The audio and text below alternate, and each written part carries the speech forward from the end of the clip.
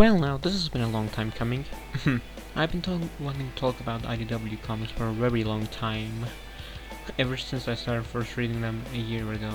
When I joined the IDW Sonic community, the most recent issue that came out was, I would say, issue 20, so I still joined this side of the fandom a bit late, but goddamn, after not being a Sonic fan for like 2 years, since I left it, this was a great time. The characters are great, the action is pretty good, the writing is just amazing. My god, God bless Mr. Flynn, God bless. But anyway, you're not here to see me suck IDW's thing. So, let's talk about the second arc of the comics, the Metal Virus arc. It started at issue 13 and went all the way to issue 32. Yeah, it was really damn long. Some fans even argued that it was dragged out way too much. I have my own opinion on this matter, but you'll have to wait a bit for that. Well then, let's start, shall we? And of course, spoiler warning. Issue 13 starts with where the storyline left off from the last arc. After Metal Sonic escaped from Sonic & Co. to help Eggman regain his memories, Sonic is still unaware that Eggman is back in business, so he starts chilling afterwards. After this, Tails comes and warns Sonic that something went wrong with the nearby village. Sonic and Tails encounter Rough and Tumble, while Eggman and Dr. Starline do experiments on their next team dubbed the Metal Virus. After Sonic and Tails successfully kick their ass, Dr. Starline saves them at the last minute via a warp portal. Well, after this anomaly, Sonic begins to investigate, and the story continues.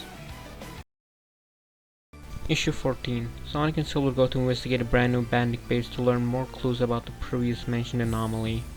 In the Bandit base, they encounter Metal and Starline. After tricking it out with them, Starline successfully manages to trick Sonic by putting Silver's life on the line. They were thankfully okay though, but Silver needed to rest after their last encounter, so Sonic invites Amy to tag along to find more evidence for what Eggman and Starline has in store. Issue 15 starts with Amy and Sonic exploring the insides of an Eggman base within the mountains. After exploring it a bit, Eggman sends Rough and Tumble after them, and also gives them a backup plan. Amy and Sonic then find blueprints for a new machinery, before getting shot down by Rough and Tumble. But Amy and Sonic quickly destroy their weapons, of course, and Rough and Tumble uses their backup plan, which is just actually the Metal Virus. Amy and Sonic, well, clearly not knowing what this thing is, try to fight back, but it backfires, when Sonic touches one of them. Well, let me just explain it shortly. This thing is called the Metal Virus. It slowly infects anyone who touches it in radius, and turns the person who touches it into a metallic zombie, which Sonic nicknamed Zombots. So Sonic accidentally touches this and becomes affected. Clearly in shock, both of them retreat from the area. Issue 16 starts with Tangler approaching Tails' workshop to see what they're doing. You would normally think that Sonic is zombified by this point, right? Nope. Well, it turns out that this infection can get reverted, but only by running at high speed, which only Sonic can do. But it doesn't cure them permanently, of course, just reverse it for a short while.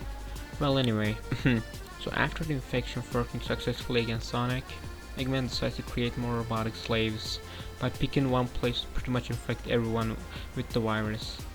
And he picks the village that helped him become a better person back in issue 5, which was honestly really fucking dark. And he does all this with a smile. That's really cold. Well, after infecting everyone in the village with the virus, he orders them to spread it as much as they can. The issue ends with a Fulky getting infected and flying to a nearby city.